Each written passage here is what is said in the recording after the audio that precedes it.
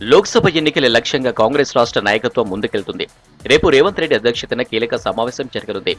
ఈ సమావేశానికి ఇన్ఛార్జి దీపాదాస్ మున్షి హాజరు కానున్నారు.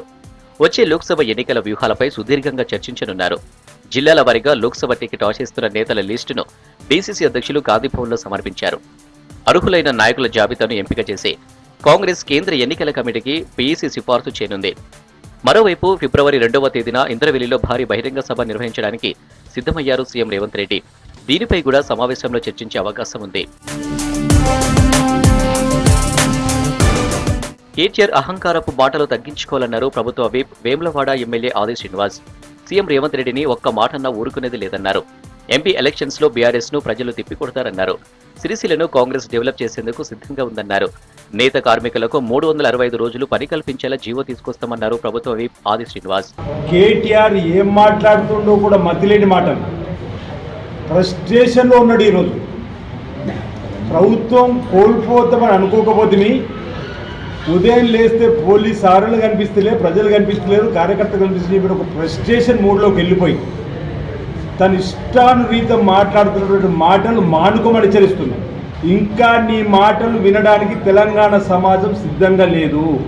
2 సార్లు అధికారంలోకి వచ్చి వేల కోట్ల రూపాయలు దండుకొని ఈరోజు టీఆర్ఎస్ పార్టీని బీఆర్ఎస్ పార్టీగా మారిన రోజే తెలంగాణ ప్రజలతో పేగుబంధం తెగిపోయింది. మీకు Narayanpet Kodangal lift irrigation project పనులు త్వరలోనే ప్రారంభిస్తున్నామన్నారు కాంగ్రెస్ సీనియర్ నేత వంశీచంద్ర రెడ్డి.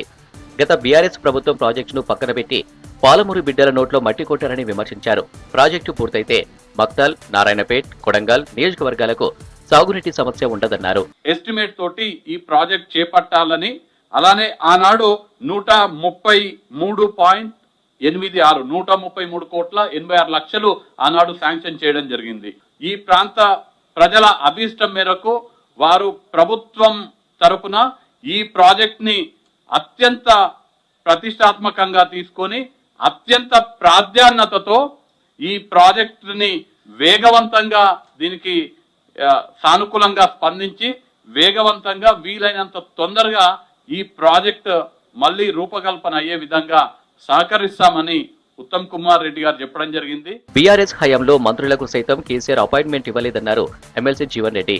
కాంగ్రెస్ అధికారంలోకి వచ్చాక ఎమ్మెల్యేలు కూడా సీఎంను కలిసే అవకాశం దక్కిందన్నారు. కమిషన్ కక్కుర్తితో కాళేశ్వరం కట్టడంతోనే ఇప్పుడు సాగునీటి కష్టాలు ఏర్పడాయని చెప్పారు. నిజాం షుగర్ ఫ్యాక్టరీపై కమిటీ వేసిన సీఎం రేవంత్ కు కృతజ్ఞతలు చెప్పారు జీవన్ రెడ్డి. ఈ 3 ప్రాంతాల్లో విస్తరించబడిన చక్కెర కర్మాగారాలు అన్ని కూడా పునఃప్రారంభం చేయబడే విధంగా పరిశీలించడానికి ఇది కమిటీ వేయడం జరిగింది. శ్రీధర్బాబు గారి యొక్క ఆధ్వర్యంలో వారు, ఎందుకంటే ఇది పరిశ్రమల శాఖ మంత్రి వారు కాబట్టి ఏదైతుందో వారి ఆధ్వర్యంలో కమిటీ పనిచేసింది. ఇప్పుడు ఈ పరిశ్రమలు ఏదైతుందో ఒక విధంగా ఒక నూతన పరిశ్రమ ఆరంభింపజేసినట్టు చేస్తే ఏ విధంగా ఉంటుంది, ఏ మేరకు మనం రాయితీలు పొందగలుగుతాము, కేంద్ర ప్రభుత్వంలో ఏమైనా రాయితీలు పొందే అవకాశం ఉన్నదా, దీన్ని పునఃప్రారంభం చేసే విధంగా చర్యలు చేపట్టాలని భావనతోని వివిధ కమిటీలు రూపొందించారు. పీసీసీ మాజీ అధ్యక్షులు కాంగ్రెస్ సీనియర్ నేత నర్సారెడ్డి కన్నుమూశారు. గత కొంతకాలంగా అనారోగ్యంతో బాధపడుతున్న ఆయన ఆసుపత్రిలో చికిత్స పొందుతూ తెల్లవారుజామున తుది శ్వాస విడిచారు. నర్సారెడ్డి మృతి పట్ల సీఎం రేవంత్ రెడ్డి, మంత్రులు, కాంగ్రెస్ నేతలు సంతాపం తెలియజేశారు. 1972 నుంచి 2 ఏళ్ల పాటు పీసీసీ అధ్యక్షులుగా పనిచేశారు నర్సారెడ్డి.